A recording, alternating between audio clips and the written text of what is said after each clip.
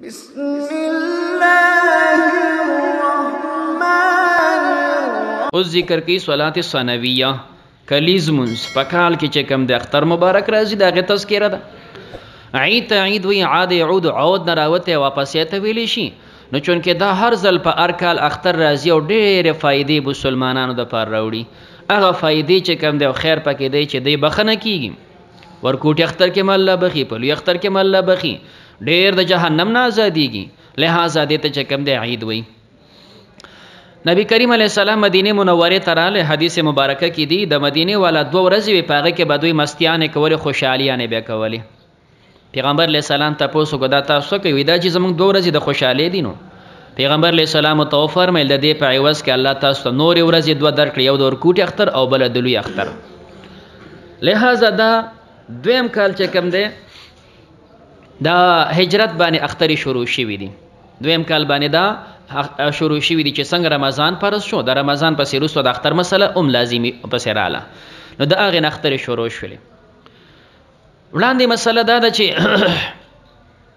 د اختر مونځ چې کم دی او تبدیل ده دی نو د عبدالله مبارک رحمه الله او د سفیان ثوری رحمه الله د ابراهیم نخعی رحمه الله دا غوی په خیال باندې د اختر مونځ هغه ته واجب وي بلکې فرض ورته وي او د احناف قول چې کم دی هغه د وجوب دی. جمهور حضرات هغه ورته سنت ورته وي چې د اختر مونځ چې کم دی سنت دی صلات العید د اختر مونځ. هر کله چې دا مخکینه ورځې کم چې دوی مقرر کړي هغه شریعت منسوخ کړي اوس به په هغې عمل نشي کېدی. مختصر وضاحت داسې دی. اصل کې دا 2 ورځې چې کم دوی پکې خوشحالیانې کولې دا دوی د یونان د فلسفیانو نه راغستې وي. د یونان فلسفیانو چې کم د هغوی ځان ماهرین او عقلمن ګڼل دوی په کال کې 2 ورځې مقرر کړي یو د سپرلي اوله ورځ او بل د مني اوله ورځ. دې ته بیا نیروز او مهرجان وي. نو دا داسې ورځې وي چې د یخ هم ډېرې نه او ګرم هم ډېر نه معتدلې وي او نه شپه ډېره اوږده نه ورځ ډېره اوږده په دې کې برابر وي. نو د مستۍ دپاره چې کوم دی د یخې مناسب دي چې نه ډېر یخ نشته او نه ډېره ګرمي شته او نه ډېرې اوږدې دي او نه ډېرې لنډې دي. جو دغه فلسفیانو نه دا شی غونډ داسې راواغستی شو او مجوسیانو د غونډو دا قبول کو. مدینه کې هم دا شو.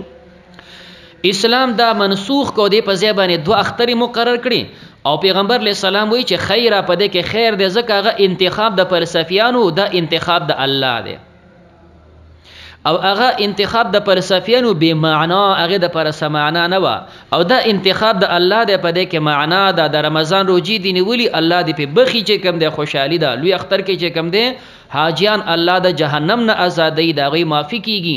دا د خوشحالۍ ورځې دي ځکه دې کې خیر دی. هغه ورځې منسوخ شولې. اوس که یو سړی بیا هم په دې منسوخ باندې عمل کوي نو ابو حفص کبیر احنافو کې عالم دی هغه وایي که څوک د دوی سره په دې جهالت په دې طریقه کې یو ځای شي او د یو انډې په مقدار باندې هدیه دوی ته ورکړي نو الله به د اعمال حبط کړي. ولې به حبط کړي؟ ځکه د شریعت نه انکار وکړه په منسوخ عمل کوي. شریعت نه انکار وکړه الله به ستا اعمال حبط کړي نو اوس په هغې عمل نه کوي. وقت خروج الى العید اختر مونځ ته به کله وځي نو دا متفقه ده چې د سحر نور ختل نه ټیم شروع کیږي د ماسپښین زواله پورې بس دا د مانځه ټیم دی. عبدالله ابن بصر صاحب راووتو کم چې دی امامونو هغه صاحب لیټ شوی دی نو د په اعتراض وکړه لکه دا نور دونه چوت راغلی پیغمبر علیه السلام وقت دا ټیم موږ د اختر مونځ کړی و او له اوسه پورې امام نه دی راغلی. سر روایتونه معلومیږي چې لوی اختر مونځ به نبی علیه السلام چې کو قدر رمحین یوه نیزه چې بنور چوت شو او د ورکوټ اختر مونځ بیا کو قدر رمحین چې 2 نیزې به اوچت شو. نو پته لګي چې نور اوخیږي او مکروه ټیم تیر شو به د مانځه ټیم وشروع شو نو بیا وختي کول دا غوره دي. بیا د لوی اختر مونځ لږ شانې وخته کول ځکه وروسته قربانیانې د ورکوټ اختر مونځ د هغې نه لږ که تاخیر سره وکړی شي نو خیر دی ځکه کې رمح راغلی په دې بلکې رمحین راغلی نو ډېر تاخیر به نه کوي.